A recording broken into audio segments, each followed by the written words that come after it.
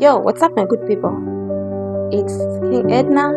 Leo katika session yetu pendwa ya Life Hack tutakuwa pamoja na mwenzangu King Edna Tells. So tutakuwa tukishirikiana katika kuelekeza mambo mawili matatu yanayohusiana na maisha. Na siku ya leo topic tuliyoleta mbele yako inaitwa ujue nguvu ya kuanza kidogo kidogo. Vitu ambavyo unatakiwa ujue kwamba katika maisha hakuna kitu ambacho kilianza kikawa kikubwa moja kwa moja. Kila kitu kikubwa kilianza kama kidogo. Ndio maana wanasema kwamba hata mbuyu ulianza kama mchicha. So usitegemee kwamba kitu unachotaka lazima uanze katika ukubwa. Ukumbuke kwamba kuna vitu vidogo ambavyo ukienda navyo rasmi vizuri vitakuwa na kuwa vikubwa kama ambavyo wewe unataka. Kitu kingine tumsikilize ya kuanza kidogo kuna kufundisha uthabiti kabla ya kujiamini. Kwamba unapokuwa unaanza kidogo kidogo kunakupa nguvu na uwezo mkubwa wa kuanza na kufanya mambo makubwa. Kama tulivyomsikia, kitu cha tatu ambacho naweza kukuambia kwamba kuanza kidogo kidogo kwa kinatufundisha ujasiri kabla ya pongezi.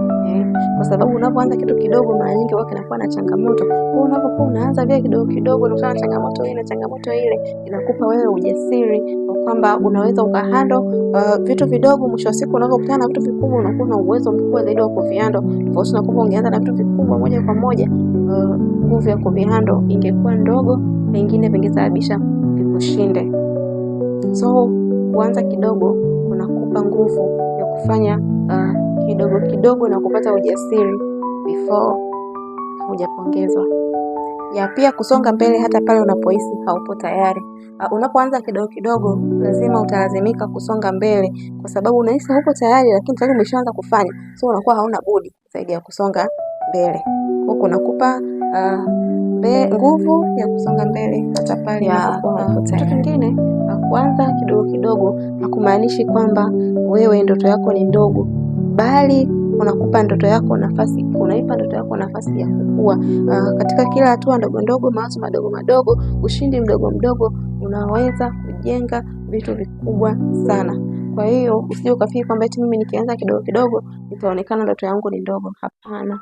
Anza kidogo ili ujenge msingi mkubwa wa ndoto yako iliyo kubwa kidogo kidogo. Pia usisubiri mpaka mambo yakamilike. Anzia hapo ulipo, usisubiri wakati sahihi kwa sababu hakuna wakati sahihi. Anza hapo ulipo na anza ulicho nacho. So kitu cha mwisho ambacho ningependa kukwambia ni kwamba anza na ulicho nacho, anzia ulipo, lakini pia unatakiwa uanze sasa. That's it. Life Hack by yours truly, King Edna, nikishirikiana na mwenzangu King Edna Tell. Ciao.